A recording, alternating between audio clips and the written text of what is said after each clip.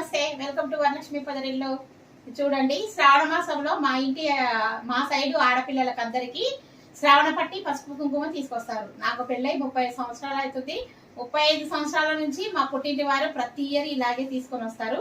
చూడండి, ఈ గాజులు, ఈ 2 డజన్ల గాజులు వేసుకున్నాను. అలాగే పూలు, నువ్వుల ముద్దలు, పండ్లు, అలాగే ఒక 1000 రూపాయలు తోచినంత ఇస్తారు. మా అమ్మ చూడండి నాకు ఈరోజు తీసుకొని వచ్చింది పసుపు కుంకుమ.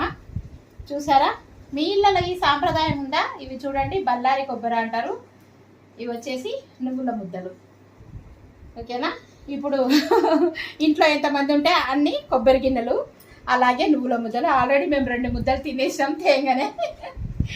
ఇది మా పుట్టింటి వారి శ్రావణ పట్టి. మీలో ఎంతమంది ఇలా తెలుసో కామెంట్ బాక్స్ లో తప్పకుండా తెలియజేయండి.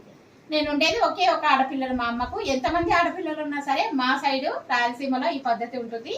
ఇలాగా తీసుకొని వస్తారు పుట్టింటి వాళ్ళు. మీలో ఎంతమందికి ఈ పద్ధతి ఉందో కామెంట్ బాక్స్ లో తప్పకుండా తెలియజేయండి. అలాగే నచ్చితే ఒక లైక్ కొట్టి సబ్స్క్రైబ్ చేసుకోండి. Thank you for watching. Bye.